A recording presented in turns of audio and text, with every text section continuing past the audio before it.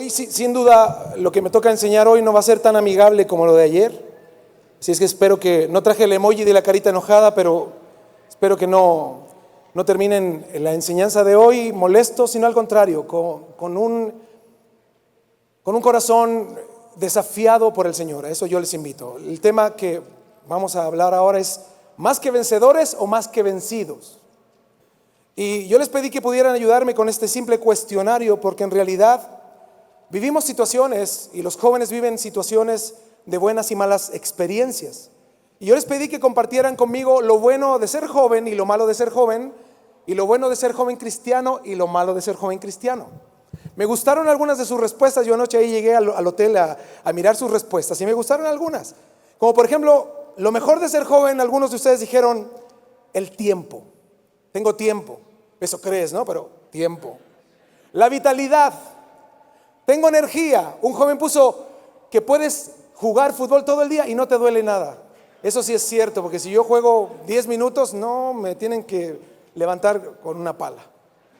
El otro día se me ocurrió jugar con mis hijos, ahí nos fuimos un día y no, yo andaba después, parecía ahí cualquier cosa, con las articulaciones todas adoloridas. Y lo malo pusieron ustedes la falta de madurez, que no te toman en serio, que cuesta encontrar trabajo. Y respecto de lo mejor de ser joven cristiano, algunos escribieron: no estoy solo, puedo conocer a Dios, los amigos, y puedo relacionarme con amigos que creen en el Evangelio. Y algunos de ustedes pusieron lo malo de ser joven cristiano son las tentaciones, las burlas de las personas, el tener que obedecer. Qué curioso, ¿eh? Lo malo, tener que obedecer, ser criticado y además la presión social. ¿Yo por qué pregunté esto? Porque yo hice un análisis también de qué era lo bueno de ser joven cuando yo fui joven. No hagan sonidos, por favor. No fue hace mucho, hace un par de semanas atrás. Y yo recuerdo que cuando era joven, lo que más me gustaba de ser joven, ¿saben qué era? Comer y no engordar. Yo comía, hermanos, cuando joven, pero mis papás tenían que quitarme el plato de ahí. Y estaba esperando a ver si alguien dejaba, ¿no?, en la mesa. Algunos de ustedes también lo hacen, que no era nada más yo. Y lo que no me gustaba es que un joven siempre anda sin dinero. ¿Les pasa eso? Siempre andamos así, ay, con los pesos en el bolsillo, ay, híjole, pues. Y yo cuando quería invitar a mi esposa, nosotros nos conocimos cuando yo tenía 15 años. Nos casamos cuando teníamos 18 años.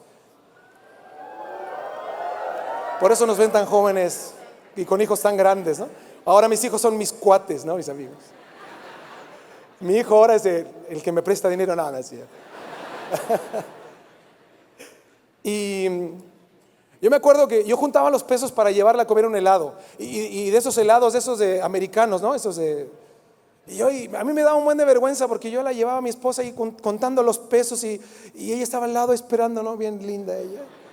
Y yo ahí contando los pesos para comprar un helado. Bueno, sin duda, lo mejor de ser un joven cristiano es que puedes conocer a Dios en la mejor etapa de tu vida. ¿Sabes cuánto yo hubiera dado? Yo les soy muy honesto en esto que les quiero decir. ¿Sabes cuánto yo hubiera dado en mi juventud que alguien a mis 15, 16, 17, 18 años me hubiera hablado el Evangelio como ustedes lo escuchan? Que alguien me hubiera dicho la verdad del Evangelio como ustedes lo oyen permanentemente. Dios tuvo compasión de mí, de mi esposa, porque nos sostuvo en medio de un sistema de confusión más que de claridad de la palabra de Dios. Pero ustedes tienen un regalo de Dios que ustedes a lo mejor no valoran porque se han acostumbrado a oír sana doctrina y han normalizado la sana doctrina. Y ese es un error. Tenemos que dar gracias a Dios de que ustedes en su etapa juvenil pueden oír la palabra de Dios pura que transforma los corazones. Denle gracias al Señor por eso, porque en este tiempo estamos escuchando la palabra de Dios.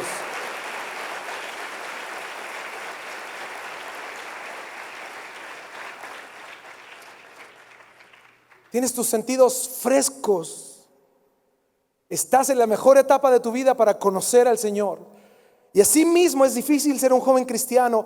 Y yo creo que la época más difícil de la vida para conocer al Señor, y esto sin exagerar, es en la juventud.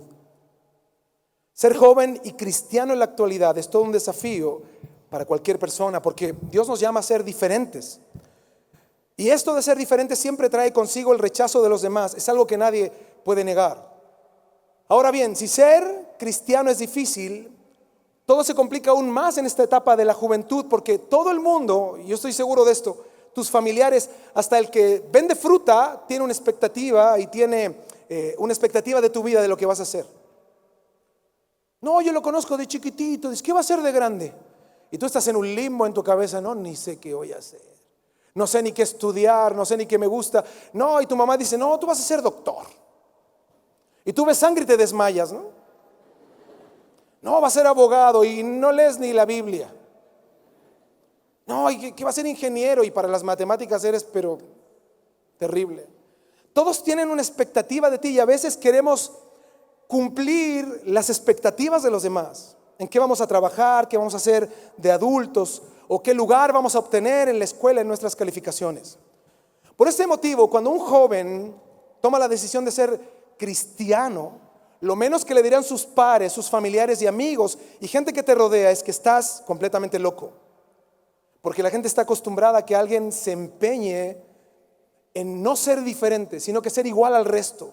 Y como tú ahora quieres ser diferente por la causa de Cristo, vas a obtener como recompensa el rechazo de los demás. Muchas decisiones se toman a lo largo de la vida, pero hay un estudio que dice que en la adolescencia se toman el 80% de las decisiones importantes que van a afectar tu vida en el futuro. Y esto es terrible. Es terrible saber que yo en mi juventud tengo que decidir lo que voy a estudiar, lo que voy a hacer con mi vida los próximos 50 años si el Señor me presta vida. Porque no tenemos claridad de muchos factores, de muchas áreas de nuestra vida. No sabemos qué queremos decidir, no sabemos qué queremos hacer, no tenemos herramientas a veces para hacerlo. Estamos ahí en un test vocacional de la escuela y nos dicen lo que menos nos imaginamos estudiar, ¿verdad? Y a veces cometemos el error de guiarnos por eso. Y es por esto que todos nuestros amigos, la gente con la que tú te relacionas a diario, se entregan a una determinada subcultura que acoge sus intereses. ¿Con qué objetivo? Ser aceptado, ser reconocido como alguien. Son atraídos de las diversas ramas subculturales juveniles que invaden nuestra sociedad actual, pero en definitiva, lo único que están haciendo es unirse a un grupo para sentirse representados. Es por esto que los que estamos hoy aquí, si hemos decidido dedicar nuestras vidas a Dios, somos una minoría.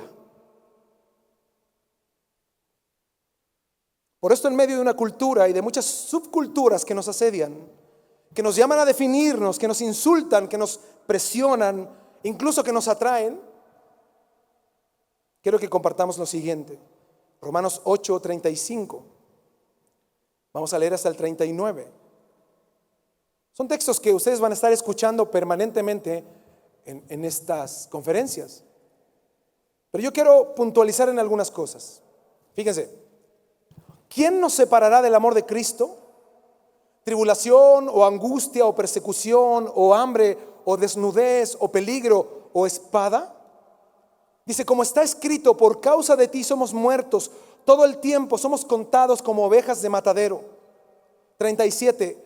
Antes, en todas estas cosas, la lista anterior, ¿no? Tribulación, angustia, persecución, hambre, desnudez, peligro o espada. En todas estas cosas, ¿qué somos? Más que qué, más que vencedores, por medio de aquel que nos amó. Por lo cual, fíjense, estoy seguro. ¿Estás seguro? ¿Estás seguro? Ay, no sé, pastor, termine el texto primero.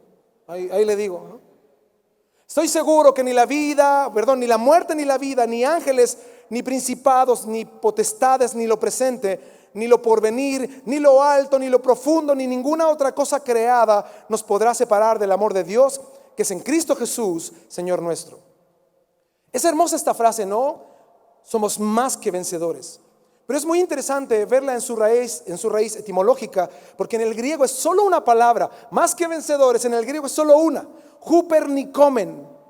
Es una palabra compuesta que significa vamos venciendo cada día. Y eso no es todo. Esta palabra es un verbo presente, activo, indicativo, que significa que seremos atacados y tendremos luchas, todos los días, al levantarte, al irte a la escuela, al volver de la escuela, al llegar a tu casa, al irte a dormir y al otro día cuando te levantes, es diariamente, en todo momento estar preparados para la lucha en la cual debemos de salir más que vencedores. Por eso esta palabra en el original es una de las más fuertes que habla el apóstol Pablo. Es una expresión muy fuerte, porque él nos está diciendo que cada día debemos de ser los más rotundos vencedores. ¿En qué áreas? Las que dice el versículo 35, tribulación. Esta palabra en el griego significa presión externa. Alguien que está sosteniendo cargas pesadas. El cristiano experimenta momentos de alta presión permanentemente y a veces de momentos, pero sabemos que en el mundo tendremos aflicción, tribulación, angustia. La palabra angustia en el griego habla de aflicción mental. Cuando no vemos la salida, cuando las vías están cerradas, cuando no hay opciones, hay una presión mental y emocional. La palabra persecución, tribulación, angustia, persecución, es lo que siempre vendrá sobre genuinos cristianos, como decía recién el pastor Arsenio, sobre quienes han nacido de nuevo existirá persecución, infamias, ataques frontales y por tu espalda. Hambre. Nosotros no estamos muy expuestos, ¿verdad?, a este mal en nuestros días. Pero en los tiempos de Pablo, quienes eran desterrados por ser cristianos, los llevaban frecuentemente a lugares aislados, donde no podían ellos ejercer su oficio para ganarse el pan. Eran aislados de las sociedades y de sus posesiones, de sus amigos y de sus conocidos. Sufrían la pérdida de sus bienes y como consecuencia no tenían manera de encontrar siquiera el sustento para sus cuerpos. Cuando habla también de desnudez es algo parecido. Los cristianos que por su fe eran expulsados de la sociedad romana estaban impedidos de trabajar en su oficio. Eran incapaces de juntar los fondos necesarios, por lo tanto, su ropa, sus vestidos, al corto tiempo se convertían en harapos. Y los harapos desaparecen uno a uno. Por causa de la fe también, en esos tiempos la palabra desnudez tiene relación con que para avergonzarlos, los desnudaban públicamente. Decían, estos son cristianos, y los desnudaban y los entregaban a la vergüenza pública. Y a ti se te echa a perder el iPhone y dicen, soy más que vencedor, arréglate. Esa es tu mayor presión. ¿Te imaginas? Que nos tomaran, nos desnudaran, nos pusieran aquí en el centro de Guadalajara, dijeran, estos son cristianos. Por eso cuando vemos la Biblia no podemos verla bajo el prisma de nuestros tiempos. Tenemos que tomar esto en un contexto histórico también para darnos cuenta a quiénes les está hablando. Peligro. Está hablando de estar expuestos constantemente a una muerte súbita, como los primeros cristianos. Y espada, Pablo está resumiendo las innumerables formas que usó el Imperio Romano para matar a los creyentes: decapitados, quemados, desmembrados, ahogados, colgados, comidos por fieras, destrozados por perros salvajes y un largo etcétera. Por eso Pablo no dice que somos más que vencedores en alguna de estas cosas, sino en todas. Muchos creyentes atravesaron literalmente por la carencia exterior, por la tribulación interior, por la carencia de pan, por la carencia de vestido, por el constante peligro de la vida, y al final entregaron su vida misma. Y sin embargo, en cada caso expuesto, en toda la lista de estas luchas, los creyentes fueron más que vencedores. Todos. Hoy probablemente no nos quieren matar físicamente, pero sí espiritualmente. Tú estás expuesto a que te quieran convencer con lisonjas, con ofrecimientos vanos, con una mezcla entre el evangelio y la carne, haciéndote creer que eso agrada a Dios. Pero te digo algo, esa es una gran mentira. Por eso dice el versículo 37 de Romanos 8: antes en todas estas cosas somos más que vencedores por medio de aquel que nos amó. ¿Por qué somos más que vencedores y no vencedores? Porque nuestro congreso, al llamarse vencedores, que no estamos hablando de nosotros, sino que estamos exaltando al vencedor, Jesús. Él es el vencedor. Nosotros somos los que obtenemos el beneficio de su victoria. Por eso dice, somos más que vencedores por medio de aquel. Esta palabra por medio en griego es día, a través de, por causa. Podemos salir victoriosos entonces cada día por un poder mayor, no por el nuestro.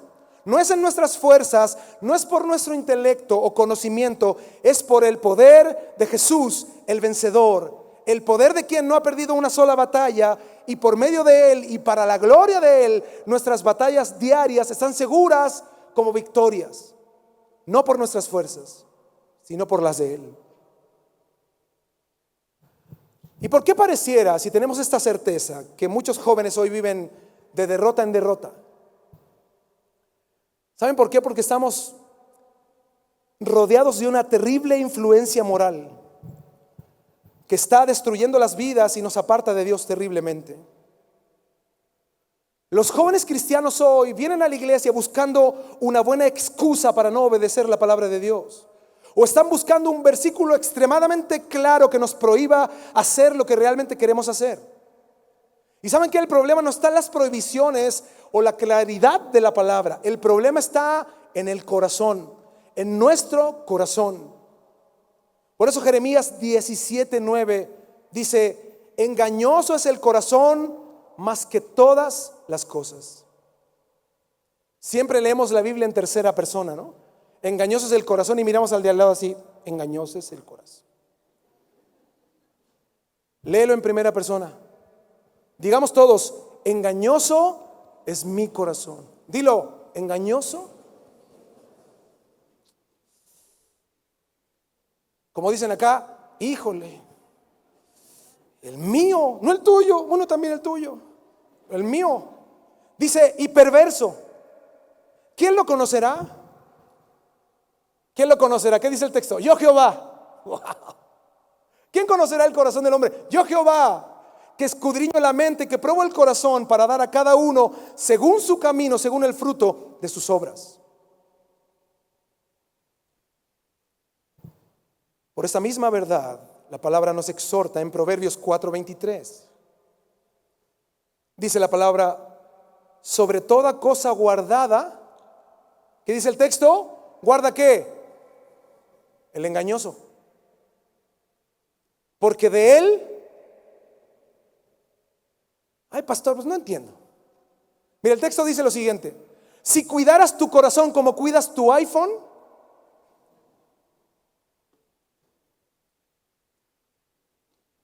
si cuidaras tu corazón como cuidas a tus amigos, tus relaciones personales, dice el texto: cuida tu corazón más que todas las cosas, porque de él brota la vida. Por eso cada actividad en la que estamos involucrados utiliza todos nuestros sentidos para atraer nuestra atención. Pero en medio de todo lo que hacemos y en medio de todo lo que vivimos, debemos de recordar una verdad: ustedes y yo no somos de este mundo. No somos del mundo. Pero sí estamos hoy insertos en una sociedad donde finalmente la influencia del pensamiento mundano se infiltra en la iglesia. ¿Saben por qué medio? Por los jóvenes. ¿Han visto a los adultos andar a la moda? ¿Los han visto? Hasta no, ¿verdad? Los miran y ya cámbiate esa ropa, ¿no? Le dicen al papá. El papá usa el mismo chaleco de hace 20 años, así con sus hoyos, ¿no? Ya de... Y tú dices, y no entiendes, ¿pero por qué? Porque un adulto ya no está tan influenciado por la moda. Tú cuando ya eres viejo, mira, con que tu esposa te diga que te ves lindo y ya, los demás te da igual. Y a veces pareces rapero, ¿verdad? Ropa así gigante. Y tu esposa dice: qué hermoso, mi amor. Ay, ahí está. Si ella me encuentra lindo, pues ya, no me importan los demás. Pero el joven no. Ahí están frente al espejo, ¿no? De lado, del otro lado, de frente, de espaldas. Y hoy día en la mañana: ya apúrense que vamos a llegar tarde. Espéreme tantito. El pensamiento mundano se infiltra en la iglesia. Esto es fuerte, por medio de la juventud. ¿Por qué? Porque los jóvenes son los que están más expuestos a las modas y a las tendencias. Los jóvenes cristianos están siendo bombardeados permanentemente con pensamientos que están diluyendo la santidad de Dios, que diluyen la relación con Dios, restando santidad a Dios mismo, haciéndonos creer que Dios es tolerante con nuestras conductas pecaminosas. restando la importancia a la relación con Dios y a las disciplinas cristianas. ¿Cuántos de ustedes oran? No levanten la mano. ¿Oran de verdad fervientemente a Dios? Sí, pastor, 4 horas diarias. Nah. Eso es lo que estás en redes sociales. 4 horas diarias. ¿Cuántos en verdad oran? ¿O solo cuando estás en aflicción buscas a Dios? Cada semana vienen a las iglesias jóvenes buscando un buen versículo para dejar sus pecados. Uno bien claro, que hablen de que tan prohibido está lo que yo quiero practicar o practico. Quieren un buen texto para abandonar las ideas que tienen, para ver si hay algo en la Biblia que me permita a mí vivir en lujuria, o que me permita tener vicios, consumiendo incluso pornografía. Jóvenes que traen una y otra novia, o señoritas uno y otro novio, mirando con el prisma del mundo su vida en la iglesia. Yo les dije, hoy día no voy a terminar esta clase siendo simpático. Y al que es noviero ya le dieron su codazo, ¿verdad? De ahí te hablan, ¿no?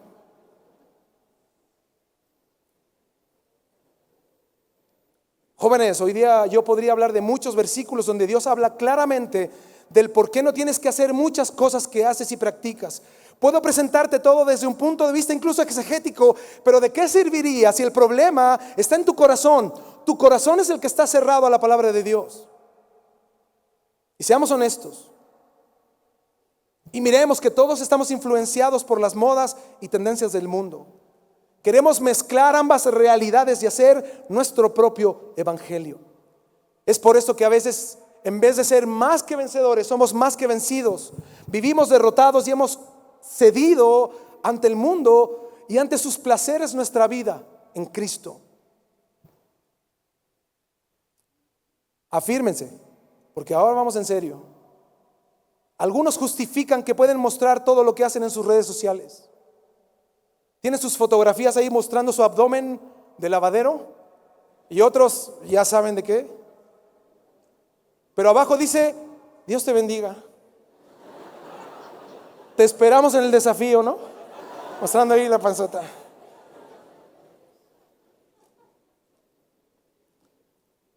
Cristianos que justifican que se puede beber o se pueden tener vicios o adicciones. Otros justifican sus publicaciones y sus conductas como una simple neutralidad en medio de su fe. Yo he visto algunas publicaciones de ustedes y he visto de todo, ¿eh? No voy a hacer ninguna referencia, no se preocupen. Como decía Arsenio, podemos venir a la iglesia por años. Podemos conocer toda la liturgia, el culto, pararnos, sentarnos, amén, aleluya, cantar, brincar y todo. Y asimismo estamos en nuestro corazón ignorando la verdad frontalmente. Otros vinieron a este lugar con una motivación incorrecta. Perdonen lo que voy a decir, pero es muy cierto. Vinieron aquí con su caña de pescar. Dijeron: voy al desafío a ver si el Señor ahí me tiene a mi media naranja, ¿no? Y no están al pendiente aquí de las plenarias ni de la alabanza, solo mirando ahí. Heme aquí, Señor. Heme aquí. Envíame a mí ahí. Ahí están aquí cazando. Ocupan toda su liturgia no evangélica. Pero hermanos, muchachos, esa es una motivación equivocada. No es el lugar ni el momento. Hemos venido a este lugar a oír lo que Dios demanda de nosotros. A ver que tenemos que entender que hay muchos jóvenes que están con el mismo anhelo de servir a Dios en medio de un sistema que nos presiona. Ahora, si sale de pilón, pues ya. Oye, hermano, el Señor, escuché tu clamor y habla, Señor, dice uno por ahí, ¿eh? Amados jóvenes, aunque ustedes no lo crean, estamos inmersos en una sociedad que los quiere matar. Entiendan eso. No estamos en una sociedad que los quiere entretener, no, los quiere matar espiritualmente. Los quiere adoctrinar en oposición a Dios en cada área de su vida, para que ustedes consideren que Dios no es lo que necesitan. Por eso el Salmo 119, de un autor desconocido, se cree que pudo ser David, Esdras o Daniel, está dividido por medio de las letras del alfabeto hebreo. Y el salmista hace una pregunta en el original que está descrita en un tono de angustia, y él toma una determinación en este salmo.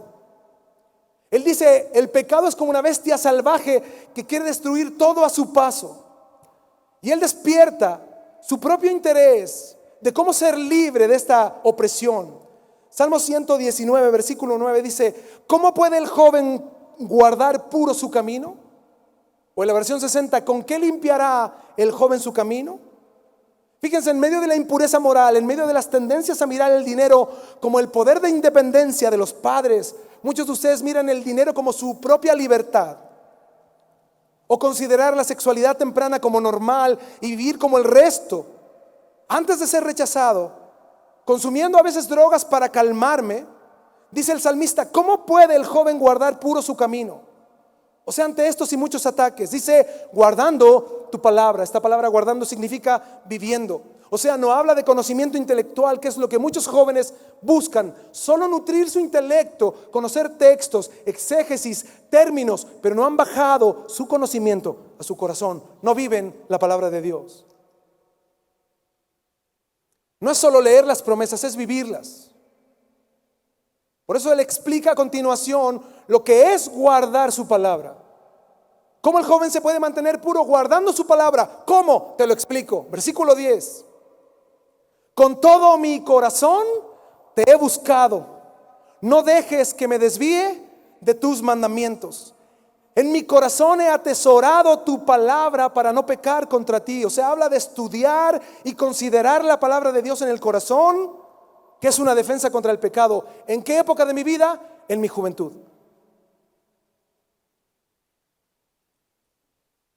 Versículo 12. Bendito tú, oh Señor, enséñame tus estatutos. Está hablando de oración, de dependencia, de ruego delante de Dios. Un corazón humilde y dependiente. Dice el 13: he contado con mis labios de todas las ordenanzas de tu boca. Esta palabra es muy interesante porque no es solo leer o escuchar. Esto he contado con mis labios en el original es recité en voz alta. Yo publiqué tus promesas y me las repito a mí mismo cada día. ¿Qué es lo que tú quieres de mí, Señor? El 14 dice: me he gozado en el camino de tus testimonios más que en todas las riquezas. O sea, la obediencia de un genuino cristiano no es una carga, sino lo que cantábamos, un deleite. Cuando recordamos las promesas de Dios, nos gozamos. Cuando vemos la palabra de Dios, su poder, vemos lo increíble que es nuestro Dios y nos gozamos en medio de cualquier situación adversa. Por eso él toma una resolución, el salmista. Versículo 15. Y a esto les invito, pongan atención. Versículo 15. Meditaré en tus preceptos, consideraré tus caminos, me deleitaré en tus estatutos, no olvidaré tu palabra. O sea, la grandeza de la palabra de Dios ha llevado al salmista a una gran resolución para su vida. Su vida estará llena de la palabra de Dios. En su mente meditaré, consideraré. En su corazón me regocijaré y en sus hábitos no me olvidaré. Mente, corazón y conductas. Pastor, pero ¿cómo nos mantenemos íntegros si estamos rodeados de personas sin fe? ¿Estamos rodeados de un ambiente secular lleno de tanta presión? Generalmente quienes nos rodean viven una vida que no profesan ningún tipo de fe. La gente lo que más hace hoy es levantar argumentos contra Dios y viven una vida completamente pecaminosa y nos vemos permanentemente confrontados bajo esta presión social en nuestra propia carne. Estamos en una lucha donde vivimos en una constante presión contra la fe y contra el evangelio. Y tú dices: ¿es por eso, pastor, que muchos jóvenes que han estado entre nosotros han terminado cediendo al mundo? Incluso porque muchos de los que estamos hoy aquí estamos pisando una línea muy delgada entre las cosas del mundo y lo que aparentemente es la iglesia. Por eso uno de los momentos más difíciles de la vida, donde debemos ser genuinamente cristianos, es en la juventud, porque somos vulnerables en nuestro carácter, en nuestros principios, en nuestra personalidad. Estamos en una formación constante y estamos bajo un ataque feroz. La sociedad hoy nos presenta la inmoralidad como algo normal. Una generación hipersexualizada, desde los videojuegos hasta la pornografía, que es un medio común de comparación con la sexualidad social. una sociedad inmoral normal. Juegos como Fortnite. Ay, pastor, ¿qué va a decir? ¿Está escuchando a mi papá? Juegos como Fortnite, que son aparentemente sanos y gratuitos, pero que muestran personajes femeninos voluptuosos con un vestuario pegado al cuerpo, que muestran toda su anatomía. Los personajes masculinos son musculosos, algunos sin playera, que muestran sus músculos. Y ustedes me van a decir, qué exagerado, pastor. Pues sí, esa es la normalidad.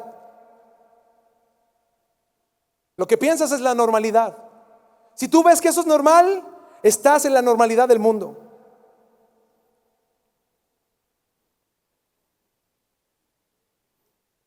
Y ese comentario es triste porque nos muestra la normalización de la hipersexualización en ustedes, en sus corazones. Para ustedes una mujer con poca ropa o ropa muy ceñida al cuerpo, muy voluptuosa, es normal. ¿Para qué decir juegos en línea como GTA y otros que muestran actos inmorales y terribles sin censura alguna? Muchos de ustedes se han vuelto adictos a la cafeína. Yo les dije que no iban a terminar bien hoy. Consumiendo bebidas energéticas para mantenerse con ánimo. Ay, vamos a comprar una Red Bull para no dormirme en la prédica, ¿no? ¿Cuántos compraron? No digan amén porque se van a ver mal.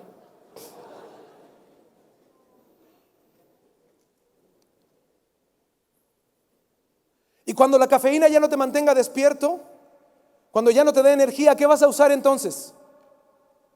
Las bebidas energizantes presentan componentes como cafeína y taurina relacionados con efectos secundarios como problemas cardiovasculares, taquicardias, malestares gastrointestinales o nerviosismo, palpitaciones, la subida de presión arterial y el gasto cardíaco. Estos síntomas pueden producir la aparición de arritmias cardíacas e incluso de patologías más graves como la muerte súbita. Sigue comprando Red Bull o la verde esa que les gusta a algunos. La música, pastor, la música. La de las garras verdes. Otros han normalizado las pláticas subidas de tono, donde ya no se habla de romanticismo, sino de sexualidad explícita. Hablan como expertos en temas de sexualidad. ¿Saben por qué? Porque son adictos a la pornografía, que no les deja vivir. Y se han basado en la pornografía como base de su propia sexualidad y piensan que esa es la sexualidad que Dios aprueba. Y hermanos, muchachos, no es así. Esa es una burla a la sexualidad que Dios aprueba. Hay jóvenes que me han preguntado, pastor, ¿puedo oír reggaetón cristiano? Yo les digo, ¿reggaetón cristiano? ¿Qué es eso? ¿Qué crees que busca un cantante de reggaetón cristiano? ¿Que adores a Dios con él? ¿O los famosos influencers cristianos? ¿O el que se quiere tatuar la imagen de Jesús en el brazo para predicar, no? Míralo, lo necesitas a Jesús, ¿no? Juan 3:16. Los que ven al coach cristiano que te motiva cada día a ser mejor que el resto, ¿no? Las aplicaciones para buscar novia o novio cristiana. Hay apps para buscar citas cristianas. No les voy a decir cómo se llaman, ¿eh? No me anden preguntando ahí en el formulario, pastor, usted dijo, ahí escaneando el QR, ¿no? Usted dijo, no. Cristianos que beben, cristianos que se drogan, cristianos que les gusta la fiesta y el baile, cristianos que les gusta ir a los casinos y apuestan su dinero y cuando jalan de la palanquita dicen, Señor, bendíceme, ¿no? Jóvenes apasionados por el fútbol.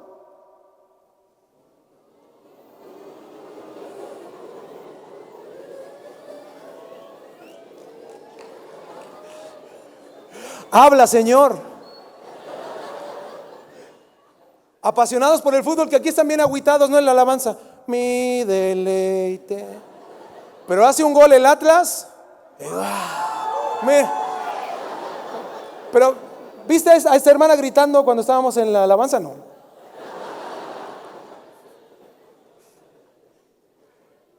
O se cortan aquí como el CR7, ¿no? Y ven acá a la iglesia. Ay, en vez de dar un grito de júbilo dicen ¡Siu! Ay, Dios mío, es una locura.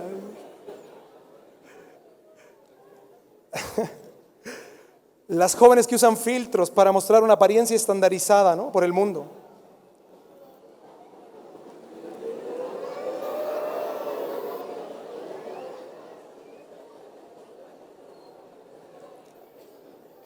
Espérame, muchachos, no estamos bromeando. Eso es el mundo en la iglesia. Podemos reírnos, sí, pero analicemos, eso es el mundo en la iglesia. No es una broma. Si tú sientes que lo que estamos hablando es lo que tú haces, es el mundo en ti. No es el Espíritu Santo en ti. Jóvenes que son groseros con sus padres. Jóvenes irrespetuosos con los mayores, burlones, groseros y así mil cosas. Hay una mezcla invasiva de prácticas del mundo que están dentro de la iglesia, dentro del pensamiento de los jóvenes, que dicen ser cristianos, pero no lo son. Pero también hay otros genuinos que luchan en su interior, rogando al Señor mantenerse puros en medio de una sociedad que nos invade. Todos quieren un versículo, un texto que te muestre exegéticamente qué tiene de malo hacer algo. Pero te digo algo, cambia tu frase. Porque cuando tú dices qué tiene de malo, ¿a quién estás buscando en eso? Al diablo. ¿Cuánto del diablo hay en esto que quiero hacer? Y ahí dices, hay poquito del diablo, esto lo puedo hacer, no hay ningún problema. Nuestra frase debe de ser, ¿cuán santo es lo que quiero hacer? Ya no qué hay de malo, sino que qué hay de santo en lo que yo quiero hacer. ¿En verdad agrada a Dios lo que yo estoy haciendo? ¿En verdad honra a Dios, levanta el nombre de Dios? ¿En verdad me permite una mayor comunión con Dios?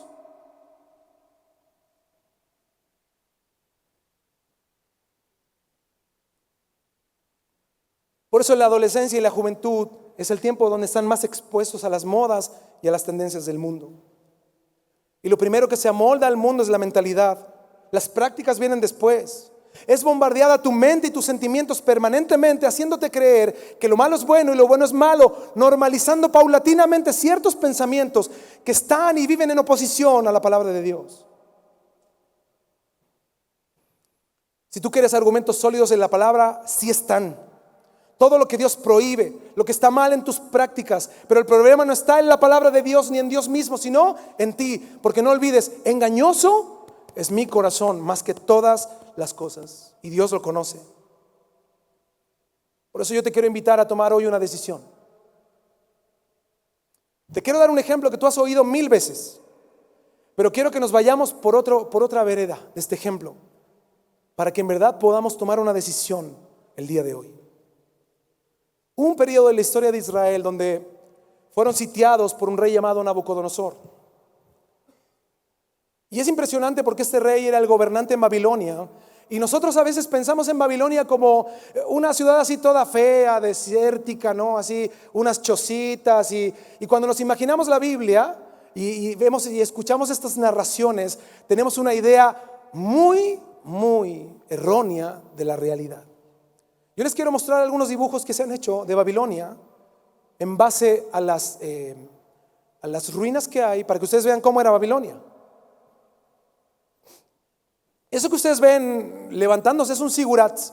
Los sigurats eran los templos donde se adoraban a los dioses en Babilonia.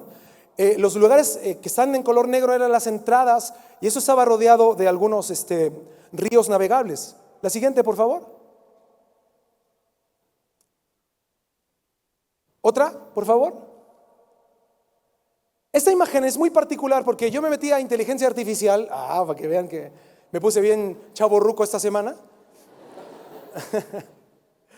Ahí, inteligencia artificial, le pedí una imagen de Babilonia, del tiempo de Nabucodonosor, y eso me generó inteligencia artificial.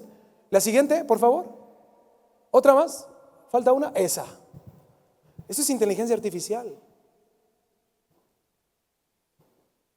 El palacio, los jardines de Nabucodonosor, Babilonia rodeada de ríos navegables, la gran ciudad, los sigurats, donde se adoraban a sus dioses. Ese es el lugar donde llevaron a Daniel y a sus amigos. Ellos, saliendo del destierro, que era complejo, irían a la ciudad más moderna de ese tiempo, al lugar central del mundo, donde estaba el conquistador más famoso y más importante a nivel humano en ese tiempo. Vamos a Daniel capítulo 1, versículo 1. Y vamos a irnos por otra vereda, esta historia. Fíjense, vamos a ver algunos detalles fascinantes, fascinantes. Dice Daniel 1:1: en el tercer año del reinado de Joacim, rey de Judá, vino Nabucodonosor, rey de Babilonia, a Jerusalén y la sitió. Entendiendo esto en el contexto, sitiar una ciudad significaba cerrar todas sus salidas, todo lo que significaba tránsito en una ciudad, e impedir el ingreso y la salida de todos los que estaban ahí. Esto significaba que ellos, al tener el control, todos los que estaban dentro de la ciudad no tenían escapatoria. Por lo tanto, en un corto plazo se consumirían todo el alimento que había ahí y se comenzarían a morir de hambre. ¿Eso pasó? ¿Qué ocurría si la gente empezaba a morir de hambre? Antes de morir de hambre, cuenta Jeremías que se comían a sus hijos incluso. Los muertos los tiraban a la calle, los cuerpos se descomponían, estaba lleno de infecciones, hedor, el hambre, y las enfermedades comenzaban a acabar con la población de esa ciudad. Versículo 2: el Señor entregó en sus manos a Joacim, rey de Judá, así como algunos de los utensilios de la casa de Dios.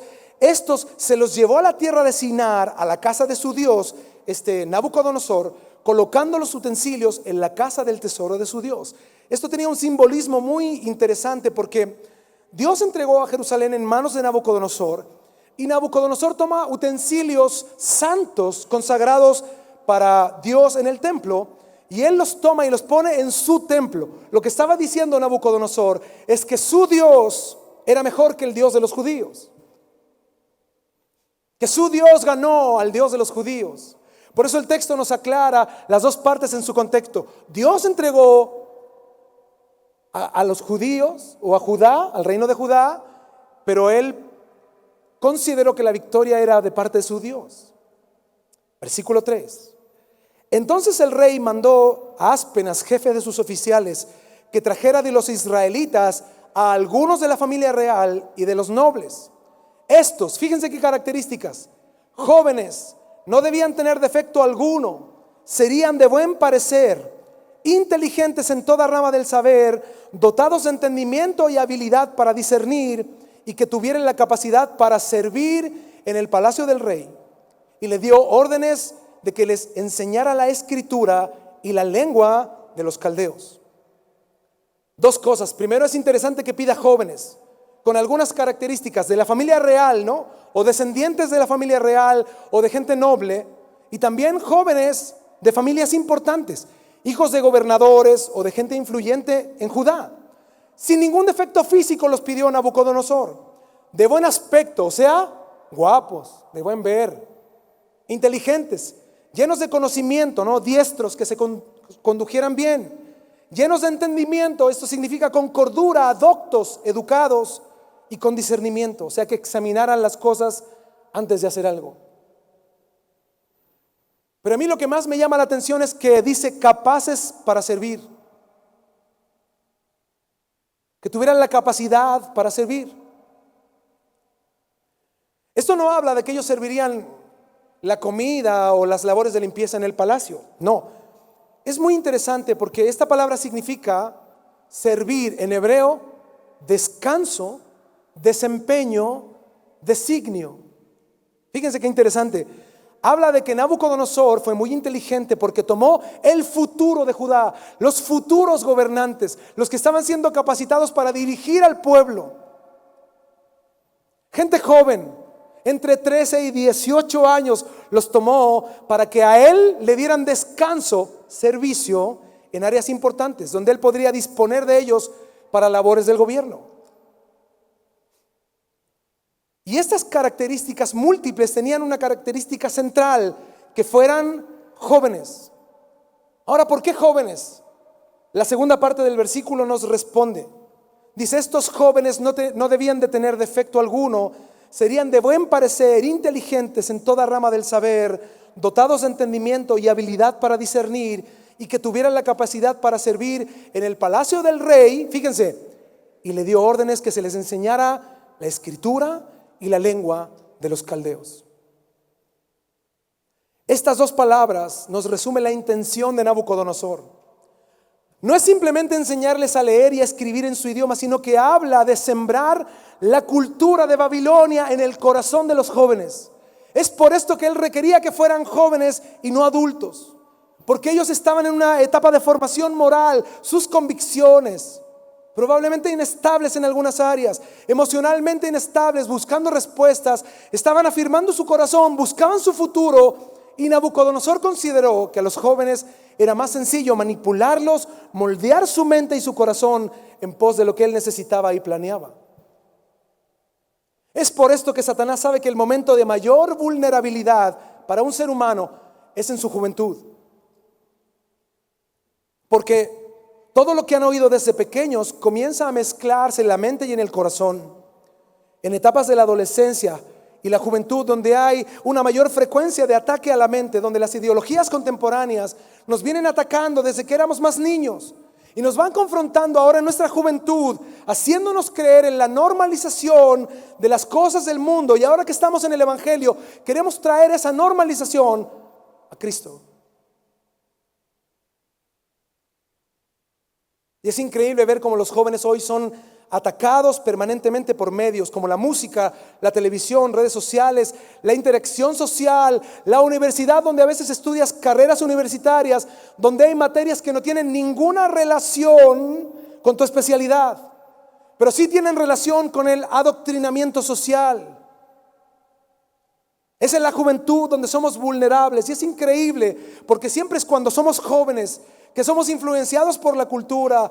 Las modas las llevan los jóvenes. Quienes se cortan el cabello como los futbolistas son jóvenes. Los jóvenes son afectados por la música, por los ídolos del presente, por la cultura, porque los jóvenes siguen patrones. ¿O creen que no es así? ¿Creen que son originales ustedes? Mira, les voy a dar un ejemplo. ¿De qué color hay que comprar tenis para verse acá chido? Mira, ¿quién dijo que blancos? A mí me dijeron, compra. Mi hijo me dijo, papá, para que te veas joven. Yo le dije, estás bromeando. Tienen que ser blancos, me dijo. Yo le dije a mi hija, ya búscame tú ahí unos blancos. Y ahí me dio opciones: blanco, blanco, blanco oscuro, blanco marino, blanco. Pero blanco, ¿no?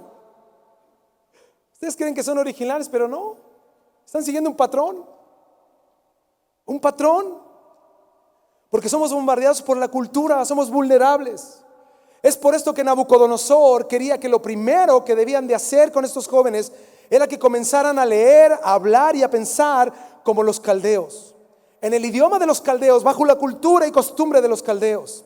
Versículo 5: el rey les asignó una ración diaria de los manjares del rey y del vino que él bebía, y mandó que los educaran por 3 años, después de los cuales entrarían al servicio del rey.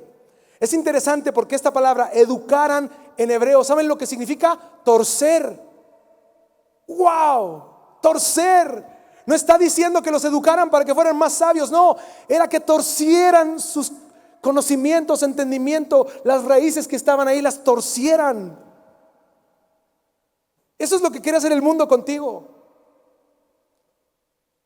Te quiere hacer creer que la virginidad es algo del pasado, que no es valioso, que tienes que descubrir y conocer bajo los estándares de la pornografía. Y ahí tú estás, ¿no? Luchando en eso, o a lo mejor ya te rendiste a esa lucha. Pero eso es una mentira. El diablo quiere torcer, te quiere educar. Los llevan a una ciudad donde los quieren apantallar, sorprender con la grandeza de Babilonia. Los llevan al palacio y lo que quieren hacer es quitarles su idioma, quitarles su escritura, que dejen de lado sus costumbres alimentarias, que ya no consideren que existen alimentos prohibidos, sino que coman los manjares del rey, y además que practiquen las costumbres de Babilonia, que a ellos les encantaba la fiesta y embriagarse. No les dan otro líquido más que vino.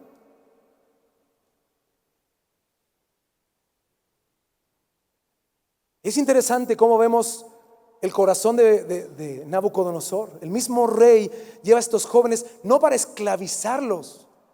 Lo que está haciendo Nabucodonosor es ofrecerles sus deleites, sus pasiones, les ofrece la cultura, les ofrece los pecados, sus filosofías, quiere quitarles la identidad, quiere adoctrinarlos y dejar lo mejor de ellos, su sabiduría, su apariencia, pero unirlo con lo que él pensaba que era lo mejor de su cultura. Llevarlos a vivir una vida completamente apartada de Dios y de su pueblo. Quería que se olvidaran de su Dios, de sus leyes, que fueran moldeados conforme a esta cultura y al estilo de vida. Ahora adoptaran el estilo de vida de Babilonia. ¿Y cuánto dijo que se tardaría Nabucodonosor para torcerlos? 3 años. Dijo, en 3 años, mira, los tenemos, van a ser de los nuestros. Entre estos estaban, de los que fueron, pongan atención en estas palabras, entre estos estaban, no fueron solo estos 4, fueron muchos jóvenes más. Entre este grupo de jóvenes estaban ¿quién? Daniel, Ananías, Misael y Azarías, de los hijos de Judá. Aquí hay algo interesante porque ustedes dicen, ¿y ese es pastor de dónde lo sacaron? No los conocemos por sus nombres, ¿verdad? Generalmente los conocemos por los nombres que les dieron en Babilonia, con excepción de Daniel. Pero no nos olvidemos que los nombres en Israel en general marcaban un patrón en la vida de los judíos. Todo nombre que contenía las letras El tenían que ver con el Señor. O sea, en su nombre llevaban un recordatorio de Dios, que Dios estaba presente, que habían sido dedicados a Dios, que Dios era su Señor. Nombres como Daniel, Misael, Eliseo, Elías, Ezequiel. Y los nombres de estos 4 era Daniel, Dios es mi juez. Misael, ¿quién es como Dios? Ananías, protegido por Dios o bajo la nube del Señor. Y Azarías, aquel que escucha al Señor, a quien el Señor ayuda. Dice el versículo 7, entonces el jefe de oficiales les puso nuevos nombres a Daniel, le puso Belsasar, que significa quien protege la vida del rey. A Ananías le puso Sadrach, que significa mandamiento de Acu o el dios de la luna. A Misael, le puso Mesac, que significa quien es como Acu. Y a Azarías, Abednego, que significa siervo de Nebo, el dios de la sabiduría. Los querían torcer para cambiar su mentalidad y su corazón conforme a la cultura, pero no solo eso, les cambiaron sus nombres para borrar completamente su identidad. Querían borrar su identidad, los mandamientos de Dios, las ordenanzas de Dios y su relación con Dios. Qué curioso, ¿no? Que hoy todos usan seudónimos. La gente del mundo, ¿has visto los artistas hoy? ¿Cómo se llaman? El Rayo 15. ¿Y cuál es su nombre? Juanito Pérez. Es su nombre real, ¿no? Entonces usan un seudónimo para impactar a la sociedad. Y aquí quiero que pongan atención. Pero Daniel se propuso en su corazón, ¿qué dice el texto? No contaminarse con los manjares del rey ni con el vino que él bebía, y pidió al jefe de los oficiales que les permitiera no contaminarse. Fíjense, nosotros leemos este texto así muy a la ligera y decimos, se le ocurrió. ¿Qué dijo? No, pues yo no como, me niego, no quiero, no me gusta. Hermanos, este texto está aquí porque es una decisión trascendental en la vida de estos hombres. Pensamos que a veces fue una mera ocurrencia, así como que se les ocurrió de repente, y no fue así. Lo que el texto está diciendo en su idioma original es que ellos tuvieron que meditar y considerar muchísimas cosas cuando vino esta ordenanza. Lo que el texto en el original está diciendo que ellos propusieron, en este caso Daniel, en su corazón, no contaminarse, significa que él consideró qué es lo que iba a hacer respecto a esa ordenanza, porque esa ordenanza de no ser obedecida era digna de muerte. Tuvieron que meditar y él llamó a sus amigos, vénganse, ¿qué vamos a hacer? ¿Qué opinas tú? ¿Qué opinas tú? No, pues ¿cómo ves tú? No, yo no sé, ¿qué hacemos? Y clamaron al Señor, oremos al Señor. No fue una ocurrencia, este texto habla de dependencia de Dios. Ellos decidieron que en medio de un ambiente lleno de presión, lleno de aparentes manjares, lleno de hostilidad, donde todos vivían en oposición a Dios, en oposición a su fe, en oposición a sus creencias, ellos tomaron la decisión de no contaminarse con los pecados de Babilonia, no contaminarse con los deleites que les ofrecía la cultura, y decidieron ser fieles a Dios a pesar del costo. Yo me imaginé, a mí me gusta mucho ponerme en el lugar, y yo me imaginé que Daniel y sus amigos se reunieron y oraron al Señor pidiendo fortaleza, orando y hablando con el Señor, diciéndole que ellos no serían doblegados por la cultura imperante, que ellos necesitaban ser fortalecidos por Dios. Y yo me imaginé una oración: Señor, queremos vivir para tu gloria en medio de este mundo que nos presiona, en medio de esta sociedad que me tienta, que es atractivo, que está forzándome, orillándome, presionándome cada día. Ten misericordia de nosotros, Señor. Fortalécenos, porque en medio de esta sociedad queremos vivir aferrados a ti cada día de nuestra vida. Fortalécenos, no nos queremos contaminar ni con la cultura, ni con las costumbres, ni con la comida, ni con el vino de este mundo. Sé que tú venciste, por eso clamo a ti, Señor. Ayúdame, fortaléceme cada día de mi vida, hasta mi último respirar, que yo pueda adorarte con todo lo que soy.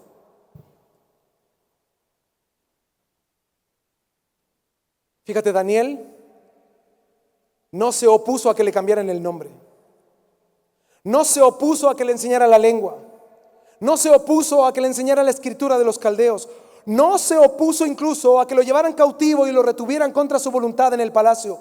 Daniel y sus amigos, cuando vieron comprometida su fe, su vida espiritual, fue cuando propusieron en su corazón no contaminarse. Hay cosas que puedes tolerar, pero hay otras que no. Versículo 8. Fíjate lo que hizo Daniel. Propuso en su corazón no contaminarse con los manjares del rey, ni con el vino que él bebía. ¿Y qué hizo él? Y pidió al jefe de los oficiales que le permitiera, ¿qué dice el texto? No contaminarse. ¿Sabes lo que significa eso?